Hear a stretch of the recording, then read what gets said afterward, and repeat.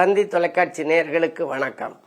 நல்லதை சொல்வோம், நல்லதை செய்வோம், நல்லதே நடக்கும். இன்று 28/5/2025 புதன்கிழமை மிருகசீரிஷம் நட்சத்திரம் இரவு 3:34 வரை, பிறகு திருவாதிரை. இன்றைக்கு அக்கினி நட்சத்திரம் நிறைவு நாள். எனவே இனிமேல் சுபகாரியங்கள் செய்வதற்கு உகந்த நாள். அக்கினி நட்சத்திர காலத்தில் சூரியன் கொஞ்சம் உச்சமாக இருக்கின்ற நேரம். எனவே அந்த நேரத்திலே சுபகாரியங்களை விலக்க வேண்டும் என்று சொல்வார்கள். ஆனால் இன்று அது நிறைவாகிறது என்பதனாலே நாளையிலிருந்து நல்ல காரியங்கள் செய்வதற்கு உகந்த நாள் பார்த்து நீங்கள் செய்யலாம் என்று சொல்லி இன்றைக்கு நான் உங்களுக்கு சொல்ல இருக்கிற நல்ல கருத்து, நம்முடைய ஜாதக கட்டத்தை உடல் அமைப்போட பொருத்தியே ஜோதிட சாஸ்திரம் சொல்லுது. எந்த கட்டத்தில் எந்த கிரகம் வலிமை இழந்திருக்கோ அதுக்குள்ள நோய்கள் உருவாகும். ஜாதகத்தில் லக்கினம்னு ஒன்று இருக்கு, உங்களுக்கு தெரியும். நீங்கள் என்ன லக்கினம், என்ன ராசின்னு கேட்பாங்க. அந்த ஜென்ம லக்கினம் தான் நமக்கு தலை, சிரசு. இப்போ ஒருத்தருக்கு ஜென்ம லக்கினத்தில் ஏதாவது ஒரு கிரகங்கள் குறைபாடாக இருக்குன்னு வச்சுங்க, அவங்களுக்கு தலையில் நோய் இருக்கும். சில பேருக்கு அந்த முடி பிரச்சனைகள்லாம் வருது. என்னதான் இது பண்ணாலும் முடி வளரலை, அல்லது முடியில் ஏதாவது தலையில் கோளாறுகள், புண்ணுகள்லாம் வந்துக்கிட்டு இருக்குல்ல, அவங்களுக்கு அந்த சிரஸில் அப்படி தொந்தரவு இருந்தால் லக்னத்தில் உள்ள கிரகம் அவ்வளவு இதாக இருக்காது. 2ஆம் இடம்னு எடுத்துக்கிறது முகத்துக்கு மேலே. 2ஆம் இடம் வலுவிழந்திருந்தா முகத்தில் தழும்பு இருக்கும், அல்லது கண், காது, மூக்கு இதுகளில் ஏதாவது ஒரு தொல்லைகள் வரும். சரி, 3ஆவது இடம் எப்படின்னா கழுத்து, தோல், காது. 4ஆவது இடம் மார்பு. 5ஆம் இடத்தை நம்ம பார்த்தோம் அப்படின்னா மேல் வயிறு 5ஆம் இடம். 6ஆம் இடம் தான் அடிவயிறு.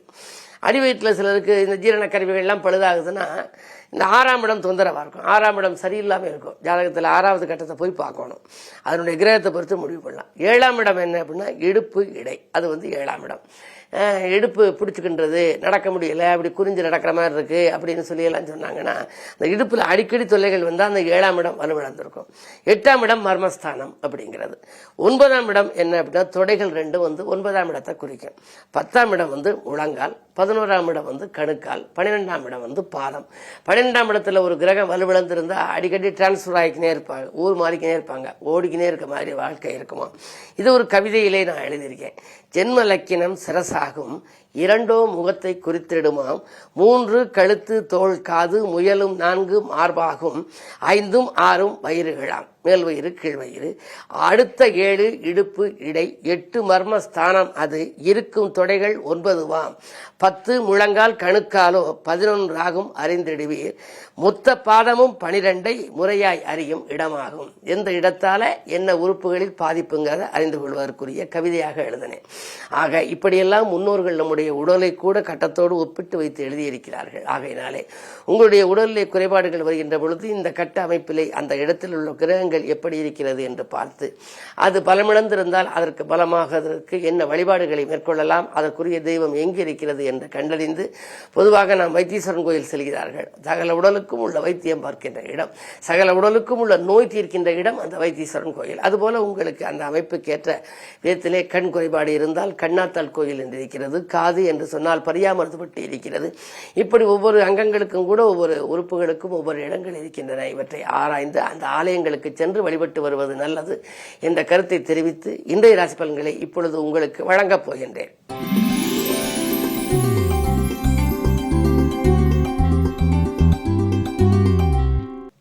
மேசராசி நேயர்களே, உங்களுக்கெல்லாம் இன்று மிகச்சிறந்த நாள். எடுத்த காரியத்தில் எளிதில் வெற்றி கிடைக்கின்ற நாள். இல்லத்திலும் கூட உங்களுக்கு நல்ல தகவல் வரப்போகிறது. சொத்துக்கள் வாங்குவது, விற்பது பற்றியெல்லாம் பேசுவீர்கள். 12லே சுக்கிரன் இருப்பதால் பயணங்கள் அதிகரிக்கும். பழைய வாகனங்கள் பழுதாகி வாட்டம் தெரிவிக்கிறதே. இனி புதிதாக வாகனம் வாங்குவோமா என்று சிந்தித்திருப்பீர்கள். அந்த சிந்தனைக்கு இன்று நல்ல பதில் கிடைக்கும். இந்த நாள் நல்ல நாள். கொடுக்கல் வாங்கல்கள் சீராகவும் சிறப்பாகவும் இருக்கும். இந்த நாளில் புதன்கிழமை என்பதனாலே அனுமனை வழிபடுவது நல்லது.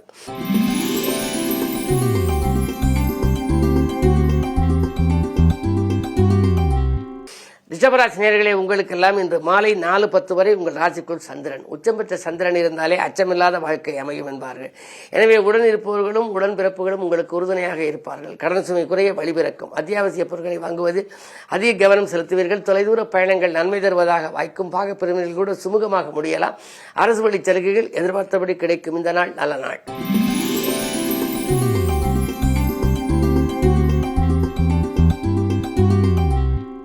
மிதுன ராசி நேயர்களே, இன்று மாலை 4:10க்கு மேல் உங்கள் ராசிக்குள் சந்திரன். காலை நேரத்தை காட்டிலும் மாலை நேரம் மிகச் சிறப்பாக இருக்கும். ஏதாவது ஒரு புது முயற்சிகள் செய்ய நினைத்தால் நீங்கள் மதியத்திற்கு மேல் செய்யலாம். 4:10க்கு மேல் தனாதிபதி சந்திரன் வருவதனாலே பணப்புழக்கம் நன்றாக இருக்கும். மனக்கலக்கம் அகலும். ஆதாயம் தரும் தகவல் அதிகம் கிடைக்கும். அன்பு நண்பர்கள் உங்களுக்கு போட்டி போட்டுக் கொண்டு உதவ முன் வருவார்கள். தொழில் மாற்ற சிந்தனைகள் மேலோங்கும். இந்த நாள் நல்ல நாள்.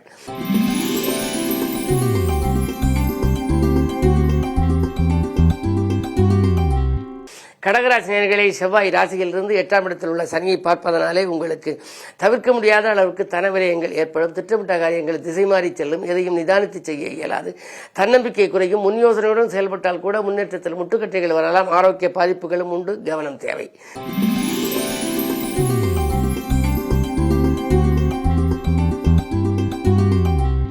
சிம்மராசி நேயர்களே, கண்டகச்சனியின் ஆதிக்கம் இருப்பதால் வாழ்க்கை துணையோடு பிரச்சனைகள் வந்து அலைமோதலாம். எல்லோரிடமும் விட்டுக் கொடுத்து செல்ல வேண்டும். சில செலவுகள் தவிர்க்க முடியாததாக அமையும். விலையுயர்ந்த பொருட்களை வாங்கிவிட்டு பிறகு இப்படி வாங்கிவிட்டோமே, இதனால் பலன் கிடைக்கவில்லையே என்றெல்லாம் கூட நீங்கள் கவலைப்படுவீர்கள். நட்பு பகையாகாமல் பார்த்துக் கொள்வது உங்கள் புத்திசாலித்தனம். உத்தியோகத்தில் மேலதிகாரிகளின் வெறுப்புக்கு ஆளாக நேரிடும் என்று.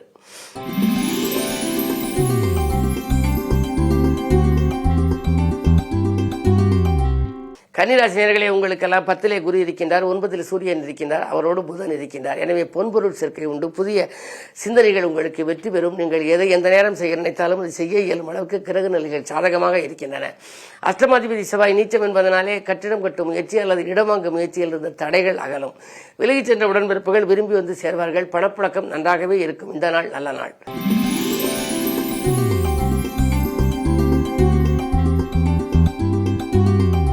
துலாம் ராசி நேயர்களே, உங்களுக்கு சந்திராஷ்டமம். இன்று மாலை 4:10 வரை சந்திராஷ்டமம்.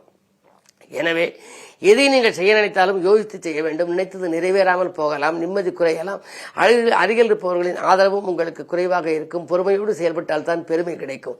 அது மட்டுமல்ல, உங்களுக்கு விரயங்கள் அதிகரிக்கும். திட்டமிட்ட பயணம் ஒன்றை திடீர் மாற்றம் என்று செய்வீர்கள்.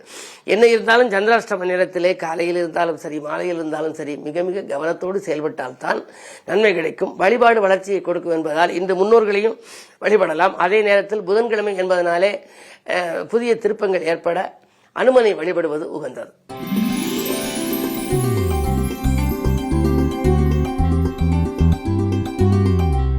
விருச்சிக ராசி நேயர்களே, இன்று மாலை 4:10க்கு மேல் உங்களுக்கு சந்திராஷ்டமம். புது முயற்சிகள் செய்வதாக இருந்தால் நீங்கள் காலையிலேயே செய்து விடுவது நல்லது. மதியத்திற்கு மேல் மனக்கலக்கம் அதிகரிக்கும். எதையும் திட்டமிட்டு செய்ய இயலாது. அது மட்டுமல்ல, உங்களுக்கு செலவுகள் கூடும். செய்தொழிலில் குறுக்கீடுகள் அதிகரிக்கலாம். நண்பர்களை நம்பி ஏதேனும் பொறுப்பு ஒப்படைத்தால் அது நடைபெறாமல் போகலாம்.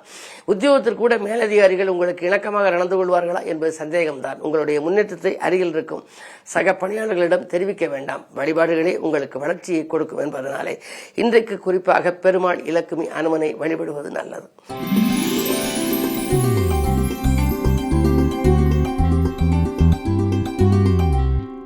தனுசு ராசி நேயர்களே, 7ஆம் இடத்திலே குரு இருக்கின்றார். எனவே எடுத்த காரியங்கள் எளிதில் வெற்றி கிடைக்கும். இல்லத்தில் அமைதி கூடும்.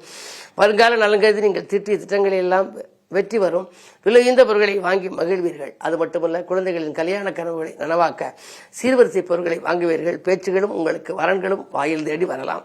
6ல் சூரியன் இருக்கின்றார். எனவே அரசு வழியில் செய்த முயற்சிகள் கைகூடலாம். இந்த நாள் நல்ல நாள்.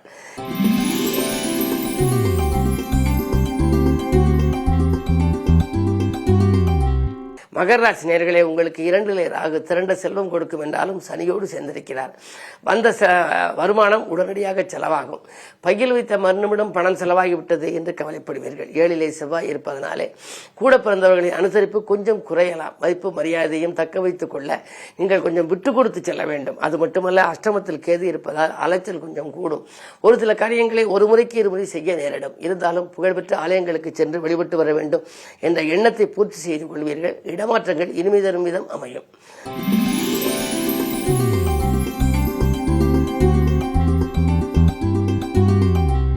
கும்பராசி நேயர்களே, உங்களுக்கெல்லாம் இடமாற்றம், வீடு மாற்றம், வாகன மாற்றம் என்றெல்லாம் வரப்போகிறது. வரும் மாற்றங்கள் ஏற்றுக்கொள்ளுங்கள். ஜென்மத்தினின் ஆதிக்கம் இருப்பதால் சிறு சிறு தொல்லைகள் உடல்நலத்துக்கு வந்து கொண்டே இருக்கும். உத்தியோகம், தொழிலில் கூட திடீரென்று மாற்றங்கள் வரலாம். உங்களுக்கு வர வேண்டிய யோகம் சக பணியாளர்களுக்கு போய்விட்டது என்று கவலைப்பட்டவர்களுக்கு இப்பொழுது மீண்டும் உங்களுக்கு கூட வெளிநாட்டு யோகம் வரலாம் அல்லது வெளி மாநிலங்களுக்கு செல்லும் வாய்ப்பு வரலாம்.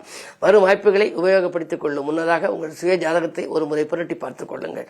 என்ன இருந்தாலும் ஜென்மச்சனி ஆதிக்கம் இருப்பதால் நீங்கள் கொஞ்சம் நிம்மதி கிடைக்க அருகில் இருக்கும் ஆலயம் சென்று இன்று சனி பகவானையோ அல்லது அனுமனையோ வழிபடுவது நல்லது.